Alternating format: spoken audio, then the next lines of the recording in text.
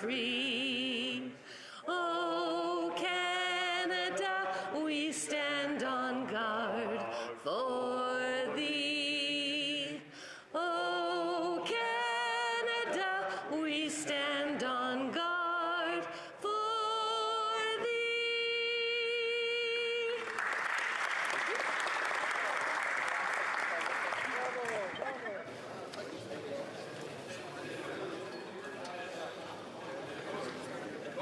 Statements by members. Déclaration de député. The Honourable Member for Yukon. Mr. Speaker, September is a month that we devote to awareness of FASD, or fetal alcohol spectrum disorder. FASD is the leading cause of neurodevelopmental disability in Canada, affecting 4% of Canada's population, touching all socioeconomic categories of Canadians. This year's Awareness Month theme is Building Strengths and Abilities. Access to diagnosis and the right supports can help people with FASD to live full, active lives. The Fetal Alcohol Spectrum Society of Yukon, or FASI, works with Yukon communities to raise awareness and to support individuals and families with FASD. One program, called Landlords to End Homelessness, now supports 11 previously homeless people with FASD and is proudly supported by participating landlords. As Canadians and as members of Parliament, I hope we all take advantage of FASD Awareness Month to educate ourselves as to what more we can do to prevent FASD and to ensure those affected live to their full potential. The Honourable Member for Charleswood St. James, Assiniboia Headingley. Mr. Speaker, I rise today to recognize Greg Weens.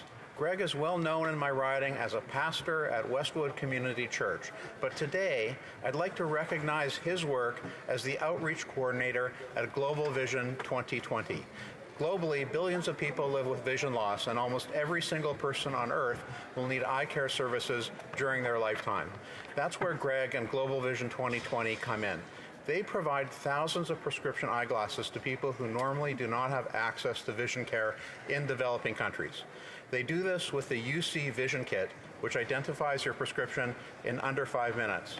When I met with Greg a few weeks ago, he made the glasses I'm wearing right now so quickly I couldn't believe my eyes. World Vision 2020 has clinics in developing countries all over the world. With 125 glasses to be deployed this year alone, this technology has the potential to provide clear vision to millions. Thanks, Greg, for bringing the gift of clear vision to so many. The Honourable Member for Cloverdale, Langley City. Mr. Speaker, on the morning of July 25th, residents in our community awoke to an emergency alert, only the second time used in British Columbia. This alert was the result of a series of targeted shootings that occurred throughout the night of July 25th in parts of the Langleys.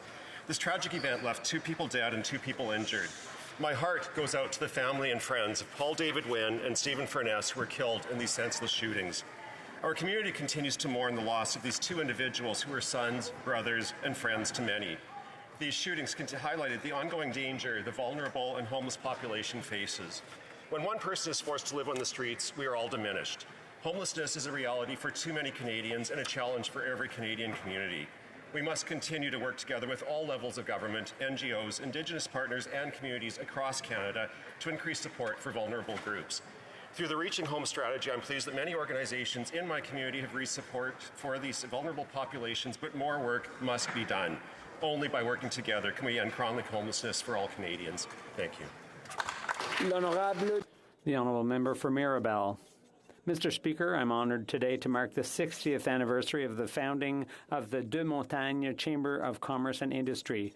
With its hundreds of active members, it has become, over the decades, a key player in economic and business development in the Lower Laurentians. It's no accident that in 2010, it received the honorary title of Chamber of Commerce of the Year in Quebec. Among its major achievements, the creation of the Governor's Circle and the Monarch's Gala, which highlight the excellence of our entrepreneurs, numerous Shop Local campaigns, and the creation of a junior branch to support the next generation of entrepreneurs. This is the result of constant hard work carried out by women and men who are committed to creating wealth for their community.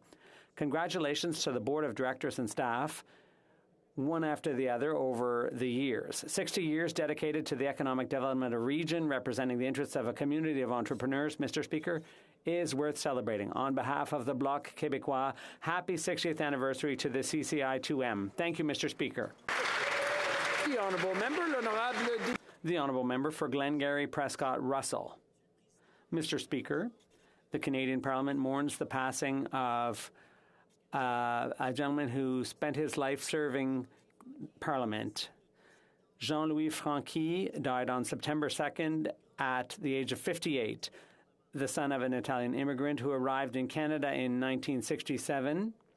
Jean-Louis Franchi graduated from the University of Ottawa in May 1986 with a BA in Social Sciences. In 1982, he began as a messenger, and in 1986 as a constable with House of Commons Security Services. On October 22nd, 2014, the day of the shooting in the Parliament buildings, Jean-Louis Franchi was first officer to provide protection to the Prime Minister, the Right Honourable Stephen Harper, in the Conservative Party caucus room until the arrival of the RCMP. Parliament salutes Jean-Louis Franchi for his memorable, heroic action, and we salute the Parliamentary Protection Service that enables us to do our work safely every day. The Honourable Member for Medicine Hat, Carson Warner. Mr. Speaker, it's exciting to see Canadians with a renewed sense of hope and optimism because of our new Conservative leader. His courageous vision and common sense message of freedom can unite our divided country. I'm reminded of the words in the book of Proverbs that says, "Where there is no vision, the people perish.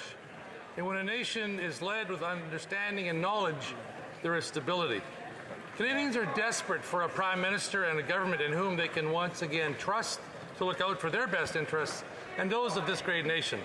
A government for the people, not of the people. A government with a strong servant leader who cares about those he serves. Someone who understands that what makes Canada great is its people. Canadians only need two things to survive and thrive, Mr. Speaker: freedom and good government. And I can't wait for the next election when Canadians will have both. Thank you very much. The Honourable Member for Oakville North Burlington. Thank you, Mr. Speaker. September is Childhood Cancer Awareness Month. Cancer is the #1 disease killer of Canadian children. Too many children have been lost to this dreadful disease. Kids like Carson Clapham, who loved superheroes, Avery Castor, who loved basketball, and Tegan Walsh, who loved animals. Terry Fox was still in his teens when he was diagnosed and was motivated to change the face of cancer research by the kids he saw in the cancer ward. I am hopeful because of people like Sick Kids' Dr. David Malkin, who is leading groundbreaking and life-saving research as part of the Precision Child Health Initiative, and Jessica Rosenblum, a 2-time pediatric brain cancer fighter, nursing student and advocate for childhood cancer, who is documenting her journey as One Tough Cookie Club on Instagram. Our government recognized the need for investments in childhood cancer research by investing $30 million in Budget 2021. Give Jess a follow this month to learn more about childhood cancer and its impact on Canadians like her. Thank you, Mr. Speaker. The Honourable Member for Richmond Hill. Thank you, Mr. Speaker. Mr. Speaker, it's always a privilege for me to speak about the ongoing community initiatives in my riding of Richmond Hill. I'm thrilled to see the continued valuable impact of Canada's Summer Job Program on our passionate and ambitious youth. This summer, I had the opportunity to celebrate the achievements of over 200 Canada Summer Job students in my riding. Our youths are the center of the change, and I'm inspired by their efforts to make a positive difference in Richmond Hill. I would also like to recognize the outstanding work done by our Jubilee Pin Award nominees. Your tireless philanthropic efforts in the areas such as eradicating homelessness, establishing mental health services, enhancing the well-being of seniors, women and youth at risk has made Richmond Hill stronger as a whole. To our admirable youth and community leaders, I extend my wholehearted gratitude for everything you do for Richmond Hill every day. Thank you, Mr. Speaker. The Honourable Member for Kootenay, Columbia. Mr. Speaker, in celebration of National Forest Week, The Forest Products Association of Canada's annual Awards of Excellence is an incredible program designed to recognize the dedicated professionals who work in Canada's forest sector and the academics, community leaders, and professionals who work hard to advance the environmental and economic benefits of Canadian forestry. I am honored to rise in the House of Commons today to celebrate Clara Reinhold, Mayor of Radium Hot Springs, the beautiful mountain town of Kootenay, Columbia, for being recognized as a recipient for the Community Champion Award. The forest sector is critical for Kootenay, Columbia, and Canada. It's important to recognize the dedication and sacrifice and hard work of community-minded individuals like Clara, who is on Parliament Hill today. Thank you for the Forest Product Associations of Canada. Mr. Speaker, on behalf of members of this chamber and the constituents of Kootenay, Columbia, I thank you, Clara, and all the recipients for your service to the community and offer you congratulations on your recognition as community champions. Hear, hear. The honourable member for Surrey Centre. Mr. Speaker, I'm not one to shy away from a fight, but when it comes to these great wrestlers from Surrey and the Valley, I will definitely think twice. I want to recognize and congratulate Amr Desi and Nishan Randhawa for their gold medals and Jasmeet Fulka for his bronze medal at the 2022 Commonwealth Games held in Birmingham, England. I also want to recognize Police Constable Jesse Sahota for taking home gold in the men's heavyweight wrestling at the World Police and Fire Games. In addition to taking home gold, Constable Soda has been recognized with the prestigious International Association of Chiefs of Police Top 40 Under 40 Award. Congratulations to all the talented athletes for your accomplishments. Canada is proud of you. The honourable member for Brantford-Brant. Speaker, the new Conservative leader will put people first, their retirement, their paychecks, their homes, and their country. The housing crisis overlooked by this government kills any hope for home ownership by youth and newcomers. 30-year-olds who did everything we asked for, get degrees, working hard, are living in the parents' basement because housing prices have doubled. More and more young Canadians are considering moving to other countries where owning a house is not just a dream. The reason for all of this is the lack of action by this government, as they have no plan to address these issues. But we have a solution. A Conservative government will restore the hope of home ownership. We will cooperate with local governments to remove the gatekeepers and speed up building permits. We will sell off thousands of underutilized federal buildings and turn them into housing. We will introduce programs that will work. We will rekindle the hope that people's paychecks and savings can buy them a home.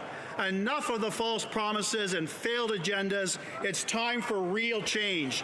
Let's start building homes for Canadians. The honourable member for Hastings, Lennox and Addington. Mr. Speaker, the new Conservative leader will put people first. Their retirement, their paycheck, their home, and their country. This government's high energy taxes and proposed fertilizer cuts will drive food production abroad and cost hard-working Canadians their jobs. Food prices are already skyrocketing. Food is up over 10% year over year. 4 out of 5 Canadians are changing their eating habits because of rising food prices. Stories of people who didn't need a food bank are suddenly in line have all become too common. A Conservative government will repeal these taxes and fertilizer mandates to get out of the way and off the backs of our farmers so that we can grow affordable food, feed our people, and be the breadbasket of this world. L'honorable député d'Orléans. The honourable member for Orleans. Mr. Speaker, today it's with great emotion that we recognize another extraordinary woman whom the Franco-Ontarian community and the people of Ottawa have unfortunately lost. After Gisèle Lalonde, who passed away on July 27th, it was with great sadness that we learned of the death on September 15th of another pioneer of the French-speaking community, a great lady, a friend, and a passionate Franco-Ontarian, Mariette Carrier-Fraser. During her brilliant professional career, she worked tirelessly within key organizations and as an assistant deputy minister in the Ontario government to strengthen the education system for Franco-Ontarians and was an unwavering force in improving access to French-language health care in Ontario. Her wise advice will forever mark the francophonie in our communities across our country. We'd like to express our sincere condolences to her family. And as we celebrate Franco-Ontarian Day on Sunday, let's remember the champions of Ontario's francophonie like Gisèle Lalonde and Mariette Carrier-Fraser, who dedicated their lives to defending and promoting the French fact in Ontario and Canada. Thank you, Mr. Speaker. The honourable member for London Fanshawe. We are all in this chamber for different reasons, but quite literally we are here because of our mothers. And as many know, my mother was the former Member of Parliament for London Fanshawe. Last week, my incredible mother became the new president of the Douglas Caldwell-Leighton Foundation. The DCLF launched the Alexa McDonough Women's Leadership Centre this June. McDonough made history as the first woman to lead a major political party as leader of the Nova Scotia NDP and later served as leader of our federal party. Under my mother's leadership, the Centre will produce new research to empower the next generation of strong women in their fight to reclaim our rights. I thank my mother, Alexa McDonough, and the DCLF for their work in our fight for women. Women's rights continue to be under attack here and around the world, and I will continue to fight for women against gender-based violence, for pay equity, for a safe workplace, for our right to choose, for gender-based health access, for our place in this House, and for future generations. Thank you, Mr. Speaker. The honourable member for Montarville. Mr. Speaker, today we mark the International Day of Peace. We mark it, but we cannot celebrate it because peace is an ideal that seems increasingly distant the way things are in today's world. We mark it especially with the Ukrainian people in mind, who now tragically understand its value better than anyone. We keep in mind the suffering of the Tigrayans, the Palestinians, the distress of the displaced persons from the armed conflict in Nagorno-Karabakh, 90% of whom are women and children. We condemn once again the genocide of the Uyghurs, which this government still refuses to recognize in an appalling display of political cowardice. On this day of peace, let's reassert Quebecers' support for the nations of the world that aren't as fortunate as we are to have not only peace, but a lasting peace. And let's emphasize the importance for the Quebec nation, a pacifist nation if ever there was one, to fully play its natural role on the international stage in the quest for a kinder, more united world. The honourable member for Calgary, Forest Lawn. The new Conservative leader is putting people, their retirement, paychecks, homes, and their country first. Right now, Canadians lose wages because we import 130,000 barrels of oil every single day, mostly from dictators, even though Canada has the third largest supply right here at home. This Liberal government prefers dictator oil over clean, responsible Canadian energy. Conservatives will repeal Liberal anti-energy laws and replace them with ones that protect our environment, consult First Nations, and get things built. We support Newfoundland and Labrador's planned increase in oil production to replace imported oil, and within 5 years, our goal is to kick dictator oil in Canada altogether. Europe needs Canadian energy. Instead of helping Putin sell his gas to Europe, financing his illegal war, a strong Conservative government will support projects like GNL Quebec. Here's the choice. Give dollars to dictators or get paychecks in the pockets of Canadians. As a proud Albertan and Canadian, the choice is very clear. Yeah. Thank you, Mr. Speaker. The honourable member for Sault Ste. Marie. Mr. Speaker, July 8th, 1959, Her late Majesty Queen Elizabeth II and His late Royal Highness, the Duke of Edinburgh, arrived in Sault Ste. Marie for a day-long stop on their 45-day tour of Canada. Sault Ste. Marie, home to the world's best hospitality in the world, provided Her late Majesty with a day I'm sure that nobody could ever forget. They toured Bellevue Park, which stands up to its name, had a luncheon at the Windsor Hotel, where they were prepared a 7-foot-long sponge cake in the shape of their ship, the Britannia. As well, they toured Beaumestille and explored some of the city's most renowned tourist destinations. These past few weeks, there have been many emails, phone calls, and in-person messages of condolences wishing to be sent to His Majesty and the royal family. Yet there have been so many encouraging, hopeful, and grateful stories shared about Her late Majesty's trip to the Sioux and the role and meaning she had in the lives of so many. With the loss of a great sovereign, we are able to look towards the leadership of His Majesty King Charles III, and let me take this opportunity to invite His Majesty the King to visit Sault Ste. Marie as well.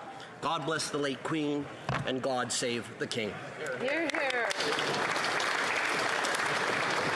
Oral questions, question orale, the Honourable Leader of the Opposition.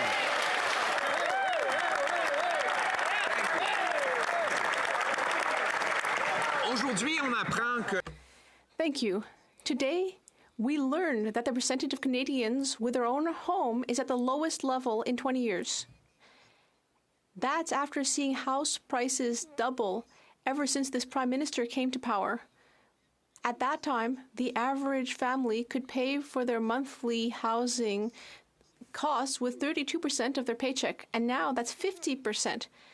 And the government is going to make that worse by hiking taxes on paychecks, heating, gas, and groceries. Will the government cancel these tax hikes so Canadians can actually buy or keep their own house? The Honourable Deputy Prime Minister. Mr. Speaker, I'd like to start by congratulating the new leader of the official opposition. This week started with the funeral ceremony for Her Majesty. And it has given us a moment to reflect on the benefits of Westminster-style democracy. A loyal opposition is essential to our political system. It is very clear that we don't agree about many things.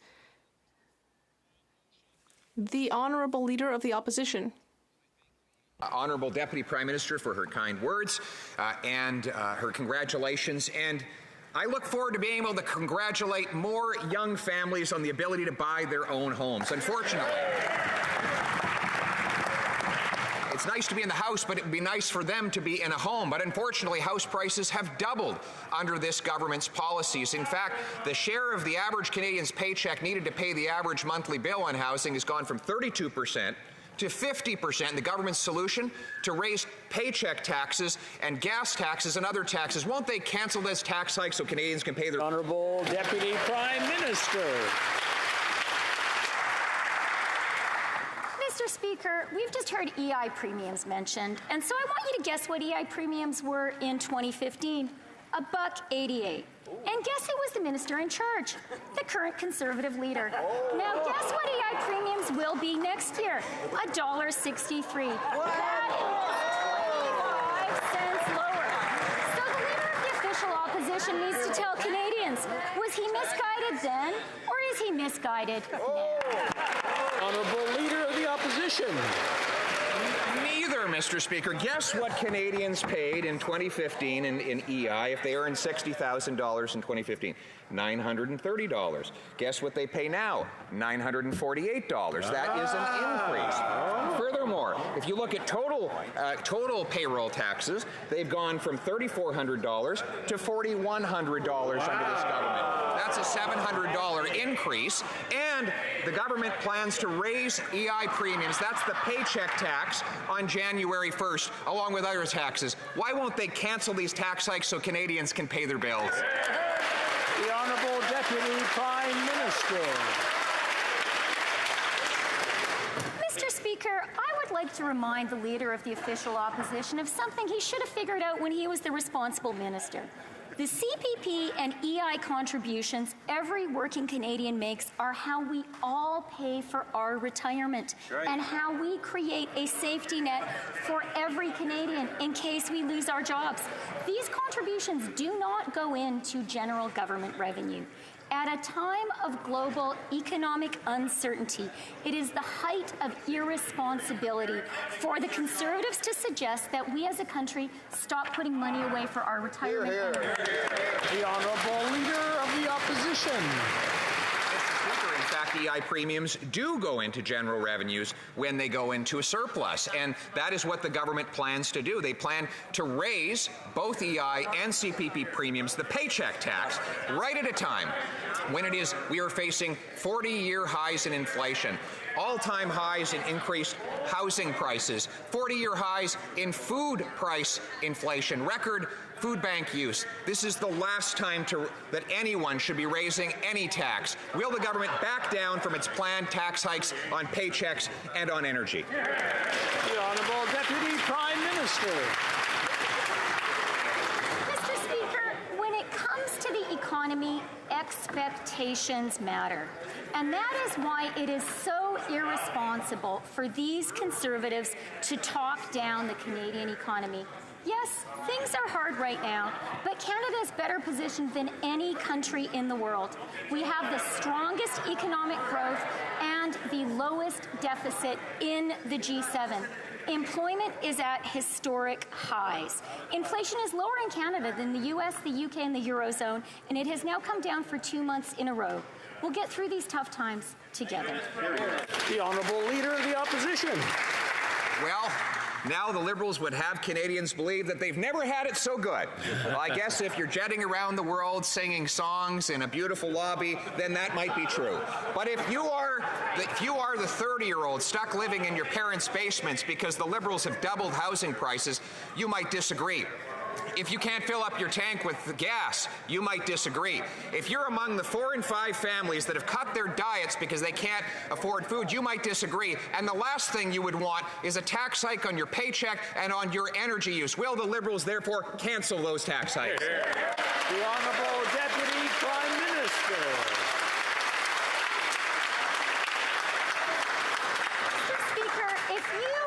Canadian struggling today to make ends meet, the last thing you're going to want to do is trust these highly irresponsible Conservatives. After all, just this spring, their new leader described crypto as, quote, a way to opt out of inflation. Since then, Bitcoin has crashed by 56%.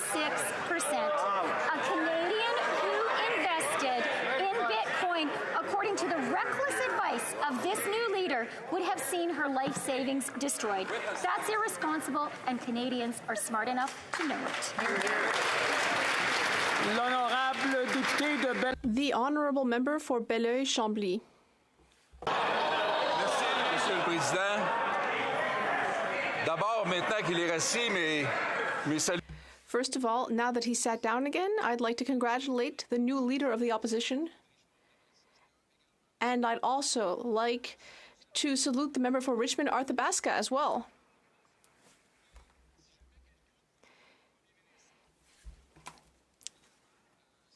I also have the address of Parliament noted down in case the Prime Minister needs it.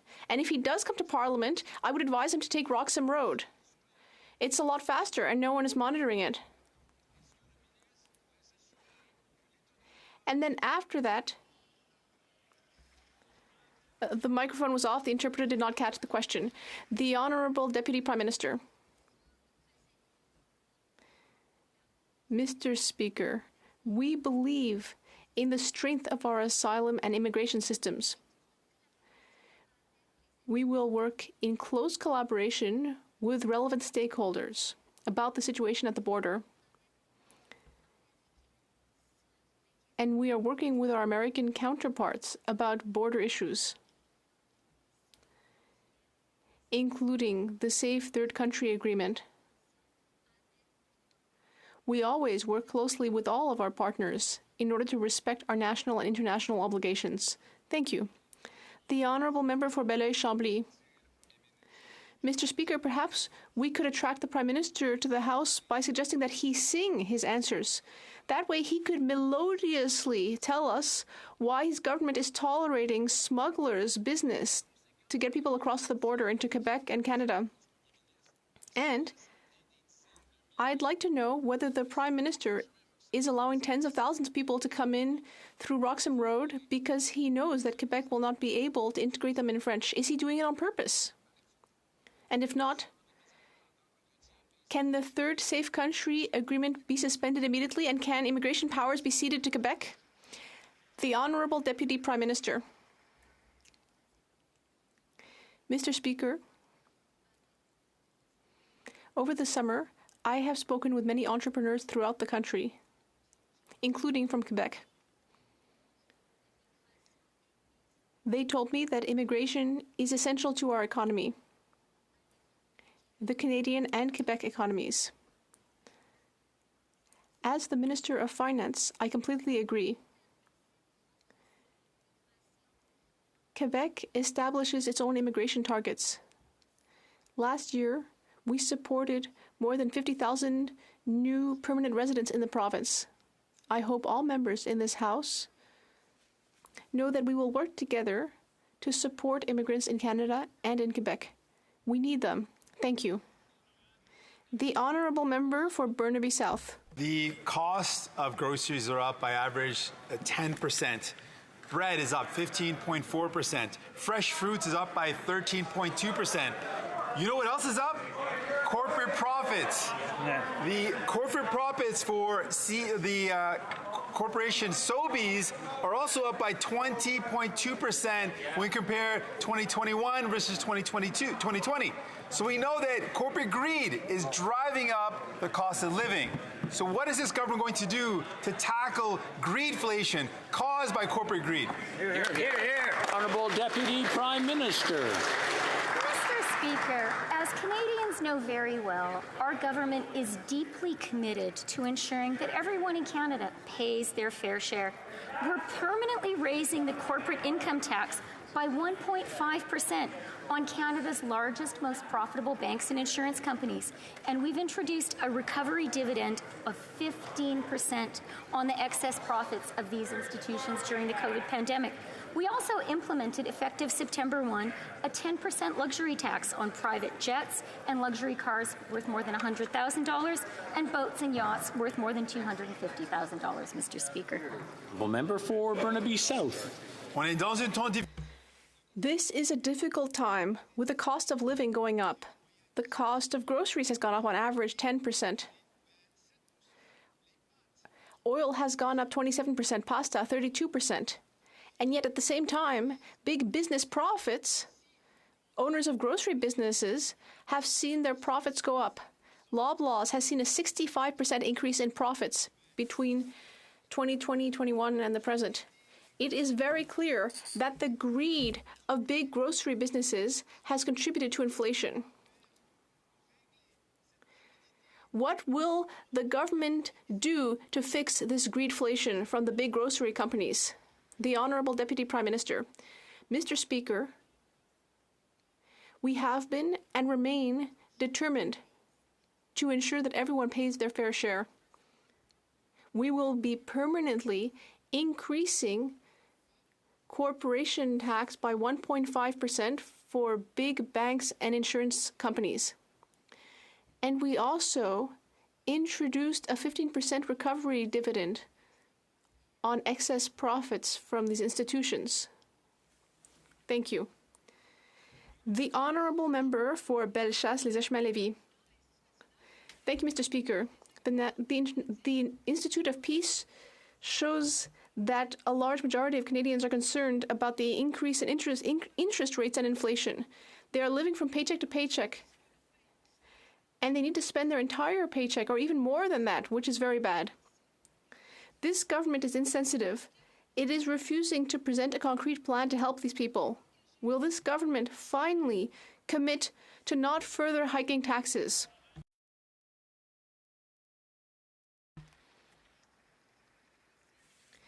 Mr. Speaker, Canada has a AAA rating and the lowest deficit in the G7. That's fiscal responsibility. And you know what else we need, Mr. Speaker? Compassion. That is why we are going to double the GST tax credit. We are also creating a $500 housing benefit. We are also going to bring in dental care for children under 12. Canadians can afford to be compassionate, and we will be. The Honourable Member. Well, the reality, Mr. Speaker, is that inflation is discouraging Canadians. We're seeing the highest increase that we have in 40 years. Parents are struggling to feed their kids. They have to make heart-rending choices. You know that, Mr. Speaker. But this government wants to raise taxes on taxpayers who are already barely keeping their head above water. Will this government promise not to further hike taxes? I'm asking for a simple answer, yes or no. The Honourable Deputy Prime Minister. Mr. Speaker, if the Conservatives really wanted to help Canadians, they would be supporting our plan. A 4-person family earning $35,000, a family like that, don't you think that they could do with $500 to help them with their groceries? Don't the Conservatives agree that a low-income essential worker who's struggling to pay rent, don't they think that such a worker could do with $500? We think that if the Conservatives really want to help Canadians, they should support our plan. Lack hope. Every day I hear heartbreaking stories from my constituents struggling to put food on their table and keep a roof over their heads. People are at their breaking point. They have nothing left to give. But this government wants to take more.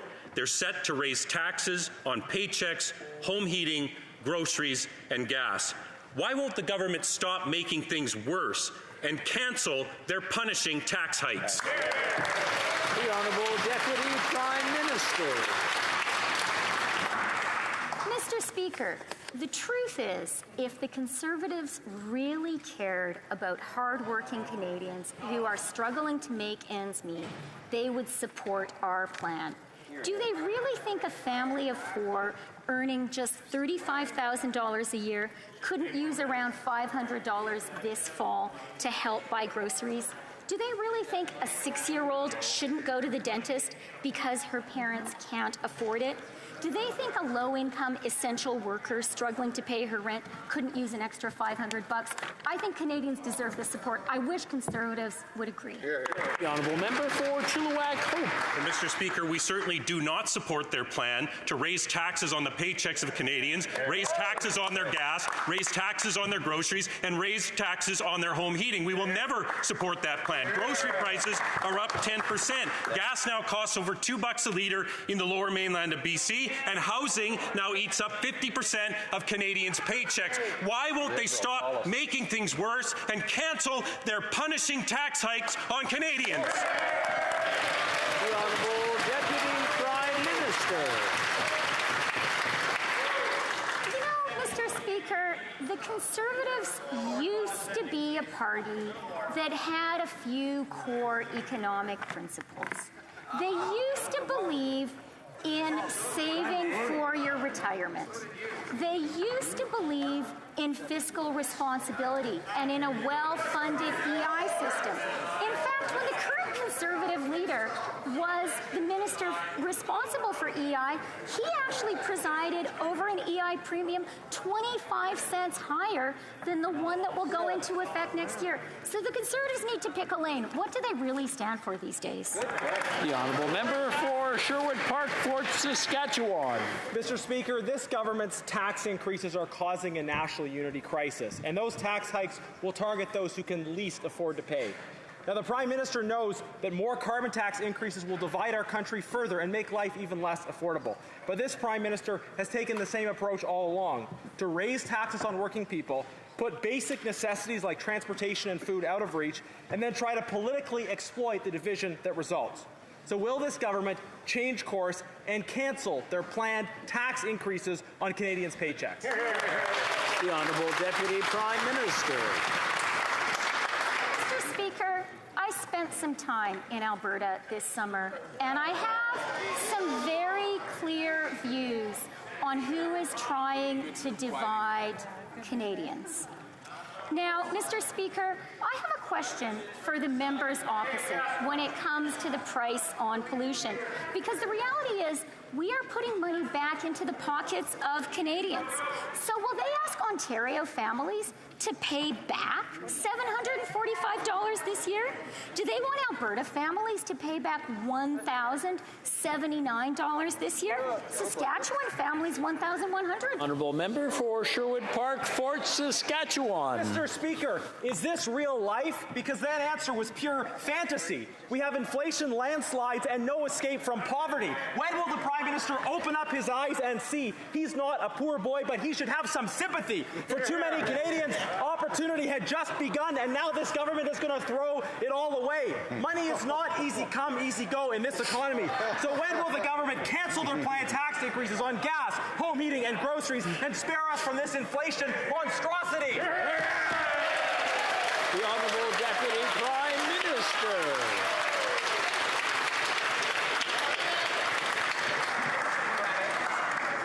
You know, Mr. Speaker, it's a little shocking to me that an MP from Alberta would be wanting to spare Alberta families a check for $1,079, which is what they are getting because of our carbon pricing scheme. And I also want to remind the member opposite that it was an Albertan.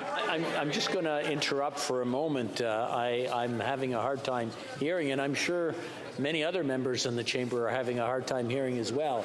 And I know everyone's excited to be back, but this is the second day back, so I'm sure everybody will learn to calm down and think that. We don't want to repeat the question, but I'll ask for a repeat of the answer. Thank you.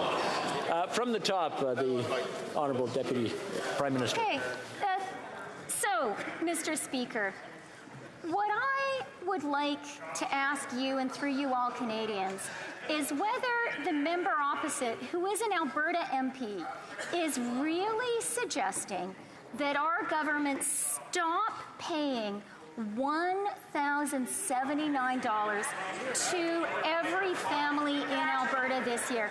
I think the people in that member's riding could really use that support, and I think they appreciate it. And I think they remember that it was Preston Manning who advocated strongly for a price on pollution. The Honourable Member for Avignon, La Métis, Matane, Matapédia. Mr. Speaker, yesterday there was another shooting in Montreal at Georges Vanier Metro. Another person dead and 2 seriously injured. When will the federal government finally agree that its measures against illegal weapons smuggling are not working? There aren't fewer shootings, there are more. There aren't fewer illegal weapons, there are more. There aren't fewer victims, there are more. Those are the facts. Can the minister really look Quebecers in the eye and tell them that today there are fewer illegal weapons and shootings in Montreal thanks to the federal government? And if not, when will the government finally take action? The Honourable Parliamentary Secretary. Speaker, we're taking the strongest action in a generation to keep communities safe from gun violence.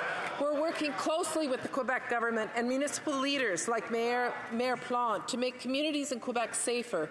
We've directed $46 million to support law enforcement in Quebec, $42 million in Quebec to steer youth away from a life of crime, and we continue to invest in hardening our border to prevent illegal gun trafficking. When it comes to protecting Canadians and Quebecers, we're the party Canadians can trust to enforce the law and keep Canadians safe. The Honourable Member for Avignon, La Métis, Matane, Matapédia. It's exasperating, Mr. Speaker. Everyone in Quebec can see that there are more illegal weapons than ever before in Montreal. And they also know that the government is the one who's supposed to prevent those weapons from crossing the borders. But this is the same government that is in charge of passports, airports, and Roxham Road. It keeps telling us that everything is going just fine. No, this is a festival of failure, Mr. Speaker. Quebecers don't believe this government and this minister when they say that they're doing everything they can to deal with weapons smuggling. Quebecers will only believe that when they see results instead of shootings. When will the minister finally take this seriously? Thank you, Mr. Speaker. Fighting gun violence means cracking down on smuggling at our borders, and that's why we're doing just that. Last year, CBSA seized a record number of illegal firearms at the border, more than double the seizures in 2020. This year alone, we invested over $321 million into the border, more X-ray scanners, detector dogs, and specialized training. When it comes to protecting our borders, we're the only party Canadians can trust to enforce the law and keep Canadians safe. Hear, hear. The Honourable Member for Edmonton Riverbend. Mr. Speaker, the price of food, gas, and housing continue to go up. And yet, this government wants to brag about a one-time $500 rent check that will almost certainly be vaporized by inflation. And we now know on January 1st next year, the Liberals will increase paycheck taxes on anyone making $60,000 by over $1,000. will this government cancel their planned paycheck tax increases? The Honourable Deputy Prime Minister. You know, Mr. Speaker, the Canadians who are watching and listening to us today want one thing above all from us all, and that is compassion. They want us to understand that things are tough. They want to know that we have a plan to get through it, and they want to know that we're going to support them. And that's why, Mr. Speaker, I just don't understand why the Conservatives will not support us in giving about $500 to families struggling to buy groceries, $500 to Canadians struggling to pay their rent. The Honourable Member for Edmonton Riverbend. Mr. Speaker, what they want is more money in their pockets. Canadians are actually choosing between housing and affording food. It's people like Michelle and Stephen in my riding who are struggling to put food on the table for their 3 kids. They don't want more government handouts. They simply want to be able to afford to pay their bills and buy their groceries. In fact, 1 in 5 Canadians have taken on more debt and more loans just to afford the basics. When will this government cancel their planned paycheck tax increases? The Honourable Minister for Families. Thank you, Mr. Speaker. And again, the Conservatives are wrong. There are no tax increases. We're talking about EI and CPP.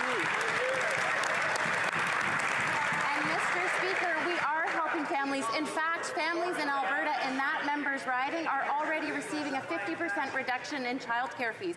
And in fact, Mr. Speaker, economist Ricardo Trajon said today that is helping families pay for the high cost of living. It's helping them pay for groceries. It's making sure that they have the things that their children need. Mr. Speaker, we're delivering for Canadian families every single day. Thank you, Mr. Speaker. The Honourable Member for Calgary-Midnapore. With basic essentials getting more and more expensive, Canadians continue to feel the crunch of sky-high inflation. Families are barely getting by, or worse, just hanging on. And this government is going to punish them further by raising their paycheck taxes on January 1st. Canadians simply can't afford this Liberal government anymore. So will the government cancel their planned tax increases on Canadians' paychecks? Hear, hear. The Honourable Deputy Prime Minister. Mr. Speaker, you know what is one of the big differences between our government and the Conservative members opposite? We know that Canadians are smart. We know that Canadians understand the difference between taxes and paying their EI premiums and paying into the Canada Pension Plan. Canadians know that saving up for our retirement and creating a fund to be sure we get support if we lose our jobs is smart policy. And you know what, Mr. Speaker? We know Canadians need support. That's why we have a plan to give them that. Hear, hear. The Honourable Member for Calgary-Midnapore. The big difference is that we will leave money in Canadians' pockets. With rising inflation, Canadians can't afford any more taxes. Paycheck taxes are heading towards an all-time high for Canadians. As of this January 1st, the paycheck taxes of a Canadian making $60,000 a year will have increased by almost $1,000 since this Liberal government took office. So will the government listen to Canadians and cancel their planned tax increases on Canadians' paychecks? Right here. Hear, hear. The Honourable Deputy Prime Minister. Mr. Speaker, the sad reality is that in pursuit of populist, partisan talking points, the Conservatives have become the party of fiscal irresponsibility. And the other real shame, Mr. Speaker, is that they are unwilling to set partisanship aside and join with the rest of the members of this House and help the Canadians who need it the most. With $500 to pay their rent, with a doubling of the GST tax credit, with help for kids who need to go see a dentist. Hard to understand, Mr. Speaker. The Honourable Member for Nunavut. Today, Statistics Canada confirmed that 1/3 of people in Nunavut are living in overcrowded houses in desperate need of repair. That rate is 3 times higher than it is for non-Indigenous Canadians. The government promised in 2017 an Indigenous housing strategy, but no one has seen one since. The Liberals are failing Indigenous peoples. Will the Liberals commit to putting in place a by Indigenous, for Indigenous national housing strategy before the next budget? The Honourable Minister for Northern Affairs. Thank you, Mr. Speaker, and I thank the member for that very important question. In all my travels in the North and the Arctic, both virtual and real, housing is the issue that comes up the most often.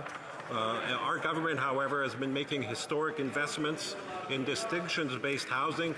Budget 2022, as an example, invested $4 billion in Indigenous housing, including $845 million alone in Inuit Nunagat. We realize there's a lot of work to do, and we are committed to getting that work done, but we are going in the right direction. The Honourable Member for Vancouver East. It's a disgrace that Indigenous peoples are 11 times more likely to use a shelter. 1 in 5 Canadians cannot find housing they could afford, and home ownership is out of reach for too many young people. The Liberals continue to allow corporate landlords to treat housing as a stock market and not a basic human right. The government should not be in the business of financing corporate landlords to rent or evict people from their homes. When will the Liberals act to stop the financialization of housing to keep rent affordable for families struggling to keep a roof over their heads? The Honourable Minister of Housing. Mr. Speaker, I want to thank the Honourable Member for the important question. But I also want to remind her that we've been very much focused on putting in place cutting-edge programs like the Canada Housing Benefit that is now in place in 10 provinces and 3 territories, that is delivering direct rental supports right into the pockets of Canadian renters in vulnerable situations. On top of that, we've been building affordable rental units from coast to coast to coast. And I want to remind the Honourable Member, the Rapid Housing Initiative alone has delivered almost 41% of the units to Indigenous communities. Member for Kitchener-Conestoga. Mr. Speaker, we know that working-age persons with disabilities in Canada are twice as likely to live in poverty as those who without. That's why we've taken action to build Canada that's disability inclusive. In 2019, we passed the Accessible Canada Act, legislation that aims to realize a barrier-free Canada. And yesterday, Bill C-22, the Canada Disability Benefit Act, began second reading. Can the Honourable Minister of Employment, Workforce Development and Disability Inclusion please share with this House how the Canada Disability Benefit will help lift working-age persons with disabilities out of poverty? Honourable Minister of Employment. Mr. Speaker, yesterday we took a major step forward towards creating the groundbreaking Canada Disability Benefit, a federal income supplement for working-age persons with disabilities. With the Canada Disability Benefit, we have a once-in-a-generation opportunities to lift hundreds of thousands of people out of poverty. We have an opportunity of a lifetime to send a message to our citizens with disabilities that they matter, that we will no longer sit by and let them struggle. And I hope everyone understands the moment we have in front of us, that we celebrate this together and we work to pass it as quickly as we can. Yes. The Honourable Member for Foothills. The price of groceries are rising at a 40-year high. And the Liberals are fueling food inflation with nonsensical fertilizer policy and tax hikes on farmers. Food security and affordability are critical issues for Canadians, and our farmers offer a solution, growing affordable and sustainable food. But instead, the Liberals are attacking our producers with nonsensical fertilizer policy and tax hikes on fuel. Grocery prices are up 10%. Canadians are struggling to put food on the table. Why are the Liberals making the food affordability crisis even worse by hiking taxes on our farmers? Good question. The Honourable Minister of Agriculture. I want to assure you that we are there to support our farmers. Last year, we have had the biggest budget of the history of the Agriculture Department, more than $4 billion. Recently, we have invested $1.5 billion in agri-environmental programming because our farmers know that the biggest threat to their production is climate change. The biggest threat to food security is droughts. and floods and climate change. Thank you. The honourable member for Foothills. Biggest threat to Canadian farmers is this Liberal government and their devastating policies. The minister is misleading Canadian farmers in this House, and she knows it. For example, they said the carbon tax would be revenue neutral. They know it's not for Canadian farmers. In fact, Ontario grain growers study showed they get less than 20% of their carbon tax back by the Liberal rebate. Even their finance department knows it, saying the average farmer gets $800 back through the carbon tax rebate. $800. They spend tens of thousands of dollars a year on inputs. That is one day in a combine. One day. With the food affordability crisis where it is, will the Liberal Ag Minister defend Canadian farmers and oppose any new taxes on... The Honourable Minister of Agriculture. Mr. Speaker, I'm here and we are here to support farmers days and night all year long. And we are investing in our farmers. We are investing in the ag sector. I'll just talk about the Clean Technology Program for one example, because we know that farmers need equipment, need new technologies to be more energy efficient, to be able to do precision agriculture, to fight against climate change, because this is the real threat to food security. Thank you, Mr. Speaker. The honourable member for Peterborough-Kawartha. 45-year-old Jake makes $30 an hour and has put in over 200 hours of overtime this year, but is still struggling to make ends meet for his family. This Liberal government is planning to triple the carbon tax on gas, heat, and everything else. It is the most expensive government in history, and the more they spend, the more things cost, and the more Canadians like Jake continue to hang on by a thread. Will the Liberal government give Canadians like Jake a break and cancel their planned tax increases on Canadian paychecks? The Honourable Parliamentary Secretary to the Minister of Environment.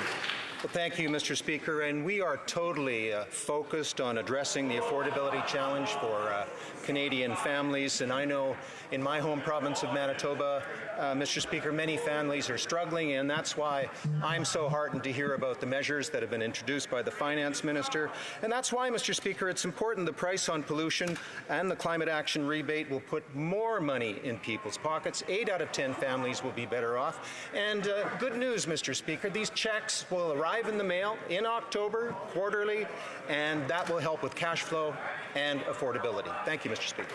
The honourable member for Peterborough-Kawartha. What an insulting answer to Canadian families everywhere. This affordability crisis is a mental health crisis. When you can't afford to put food on the table for your family, that is a mental health crisis. Anxiety, depression, suicide. That is compassion when you can pay to feed your family. This government, this Liberal government, has doubled our national debt, adding more debt than all previous governments combined. Yet they are planning to increase taxes on gas, heat, and groceries. So I ask again, will this government cancel their planned tax increases on Canadian paychecks? The Honourable Minister. Just because Conservatives repeat something does not make it true, Mr. Speaker.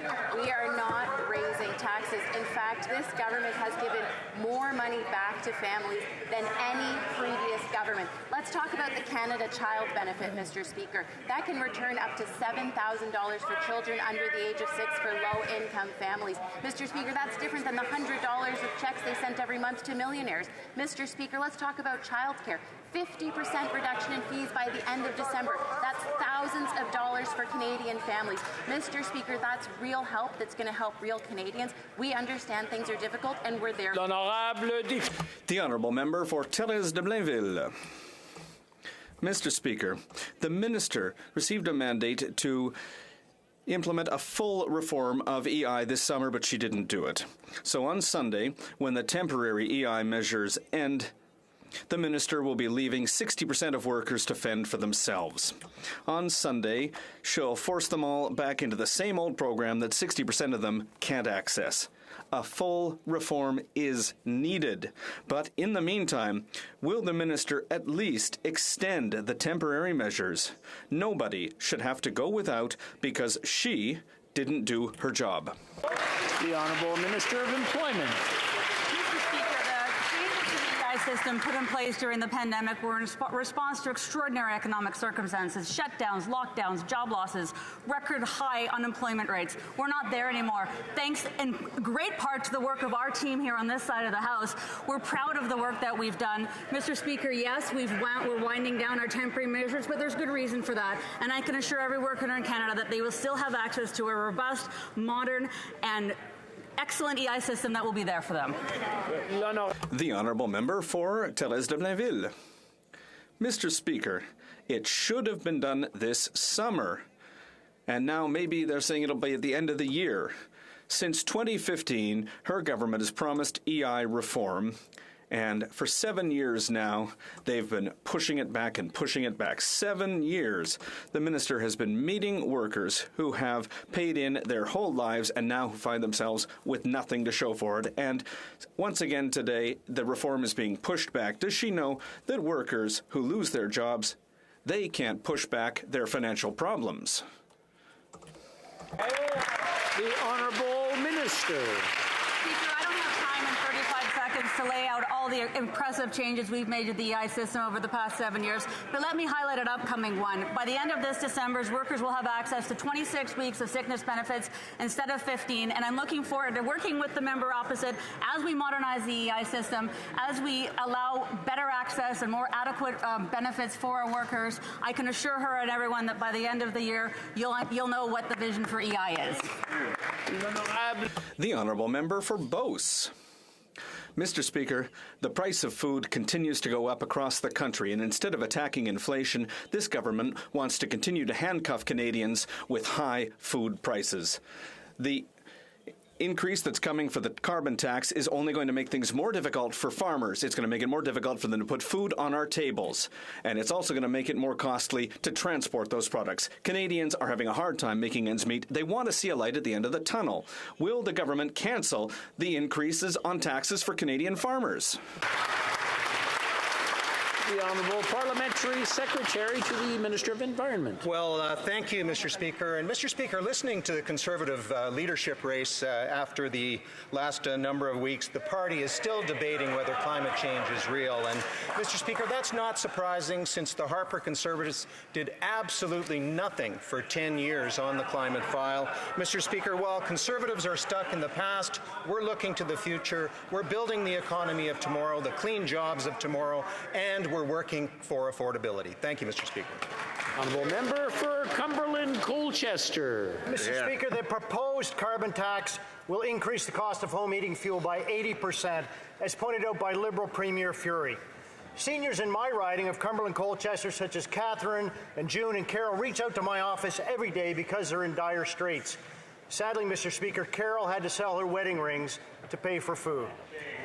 On their behalf, will this government cancel new taxes on gas, home heating, groceries, and their paychecks? The Honourable Parliamentary Secretary. Well, thank you, Mr. Speaker. And I think all sides of this House are concerned about affordability and our citizens. And one party on this side of the House, Mr. Speaker, is doing something about it. And that's why our climate plan is designed so that the majority of Canadians receive more in climate action incentive payments than they pay at the pump. Mr. Speaker, the honourable member will also know as the carbon price increases, so do the climate payments. And, Mr. Speaker, they will be now paid quarterly to help with both cash flow and affordability. Thank you, Mr. Speaker. The honourable member for Cumberland Colchester. Well, Mr. Speaker, I think we know from the PBO that the carbon pricing plan is a failure. We also know that almost 40% of Atlantic Canadians currently experience energy poverty, by far the highest rate in the entire country, as vocalized by all of the Atlantic premiers. Clearly, Atlantic Canadians are being priced out of their own lives. They can't afford to house themselves, heat their homes, or feed their families. This government needs to commit today to cancelling tax increases. The question, Mr. Speaker, is simple. Will they do this, yes or no? The Honourable Parliamentary Secretary. Thank you, Mr. Speaker, and I want to thank the honourable member for the question. And we on this side of the House realize there are unique affordability challenges in Atlantic Canada, and that's why the Minister of Environment just last week, Mr. Speaker, announced $120 million from the Low Carbon Economy Fund to help Atlantic Canadians transition away from heating oil to cleaner energy. Mr. Speaker, we have a plan for the environment. We have a plan for affordability. Every time that plan comes to the floor, the Conservatives vote against it. They have no plan, Mr. Speaker. The honourable member for West Vancouver, Sunshine Coast, Sea to Sky Country. Monsieur le Président. Mr. Speaker, in 2017, our government accepted all of the recommendations of the Truth and Reconciliation Commission report and committed to implementing the 94 calls to action. One of the main recommendations was that the government establish a permanent council for reconciliation that will be independent and led by Indigenous people themselves, and that will provide oversight to evaluate the progress made towards reconciliation by all levels of government and by civil society. Can the Minister please inform this House of the measures taken by this government to establish this council and support in their operations? The Honourable Minister. Thank you. I'd like to thank the Honourable Member for his important question on the Reconciliation Council. Today we'll be debating at second reading Bill C-29, legislation that would create this independent standing and apolitical council, which will provide oversight for reconciliation and make sure that we're making progress on implementing the 94 calls to action. Bill C-29 is a response to the calls to action 53 to 56 of the TRC, and I invite all parliamentarians to support this bill and to make a concrete gesture towards reconciliation. York Simcoe. Mr. Speaker, LaRousse Haulage in Keswick has served the community of York Simcoe for over 75 years. But the future is looking bleak for small businesses like theirs because of the carbon tax. LaRousse has paid more than $65,000 in carbon taxes since May. And that's with just 20 trucks on the road. They're holding on by their fingernails, but with the carbon tax tripling, local businesses like LaRousse could go under. This is happening right across the country.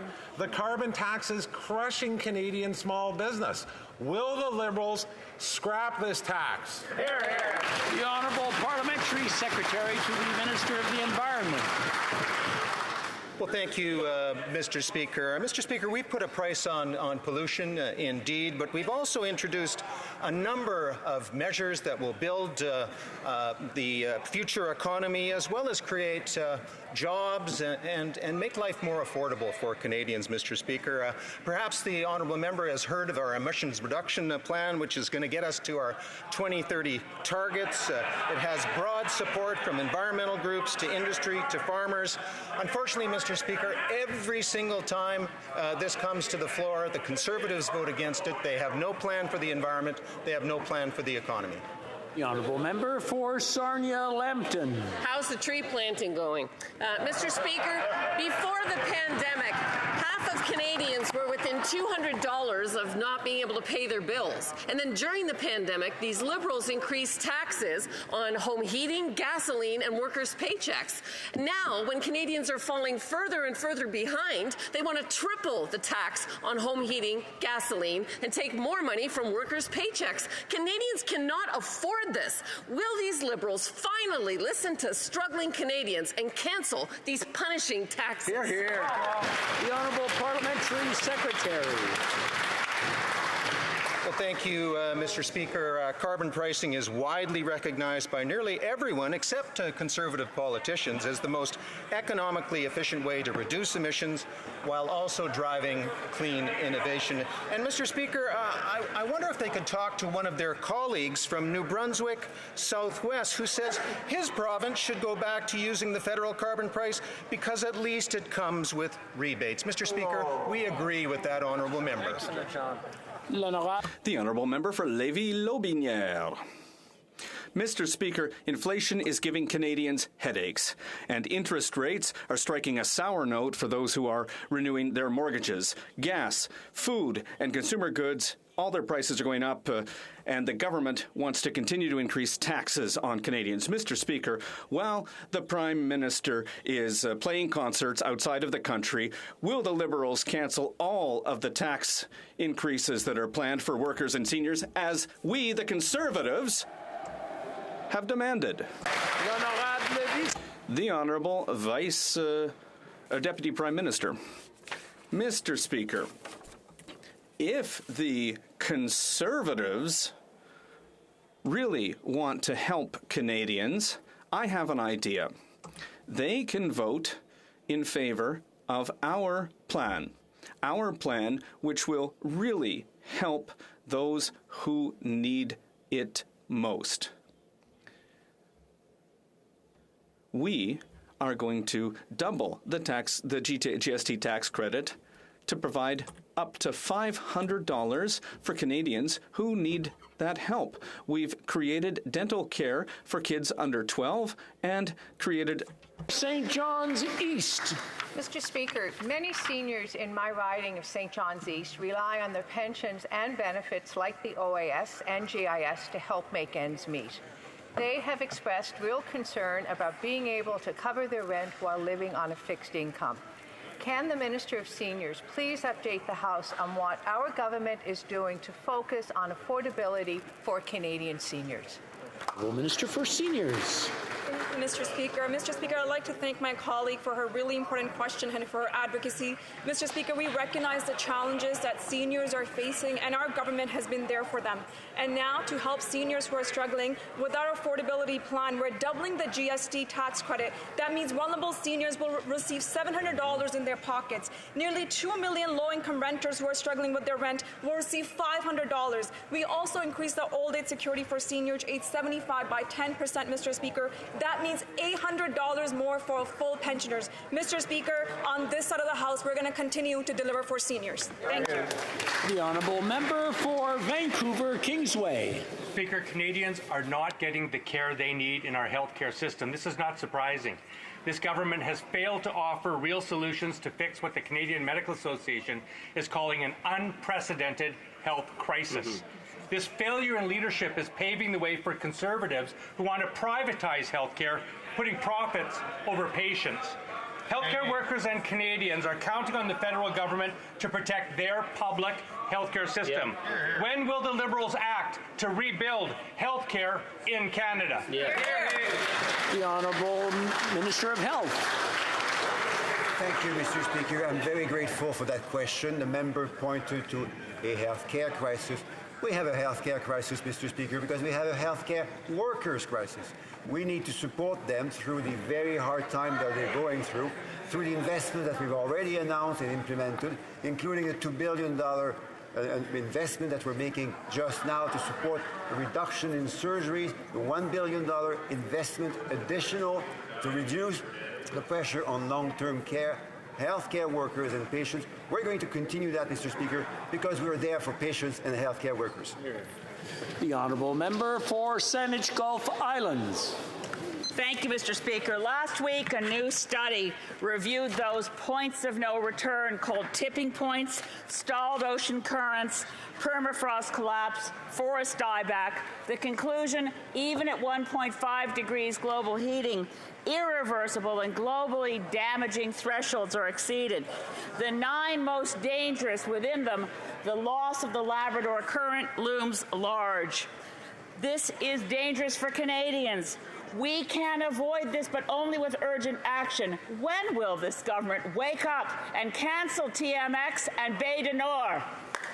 The Honourable Parliamentary Secretary to the Minister of Environment. On this side of the House, we share the member's concern about our climate future, and we hear about it every day, every week from our constituents. But just to remind the Honourable Member that we have an ambitious sector-by-sector path for Canada to reach its 2030 targets and to move on to net zero by 2050. It's a very practical roadmap. Mr. Speaker, a couple of examples: incentives and infrastructure for electric vehicles, energy retrofits for greener homes and buildings, reducing oil and gas emissions, and supporting our farmers, Mr. Speaker. I'm afraid that's all the time we have today for question period. C'est tout le temps que nous avons. Appel au règlement. We have on a point of order. Yes, Mr. Speaker, there seemed to be some confusion on the government's part during question period, so I'd like to seek unanimous consent to table a document showing that combined CPP and EI premiums have gone up almost $700 under this government. So I'd like to deal with... get into debate on that one. It's points that we're going to get in. I don't believe we have that. I can hear it very clearly. L'honorable député... The honourable member for Shefford. Mr. Speaker, first of all, I'd like to salute the member for Willowdale who wanted to table a similar motion. There have been consultations among the parties, and I think you'll find there's unanimous consent for the following motion: that the House extend its sympathies to the family of Masha Amini, and her Kurdish name is Gina, a 22-year-old woman who died after being arrested in Tehran for dressing inappropriately by the Iranian morality police, and that this House express its solidarity with the women of Iran who are fighting for their rights and freedoms.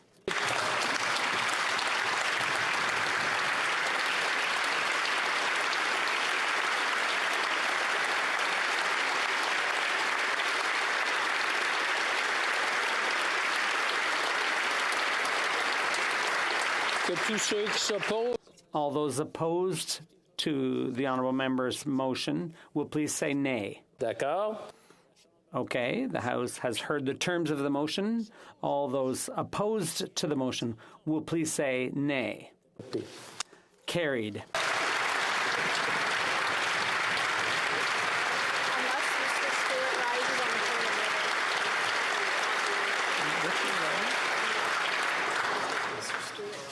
I believe we have, yes, rising on a point of order. Please go ahead. Confusion with the carbon tax. I believe if you seek it, you will find unanimous consent to table this report. In question period, the leader of the official opposition, the member for Thornhill and others, cited a March 2022 report by the Parliamentary Budget. We're starting to get into debate, and I don't think we have unanimous consent, so we'll just calm that one down, and might be part of a further discussion down the road. It being 3:17, pursuant to order made on Thursday, November 25th, 2021, the House will now proceed to the taking of the deferred recorded division on motion M47 under private members' business in the name of Mr. MacDonald. Avalon. Call in the members.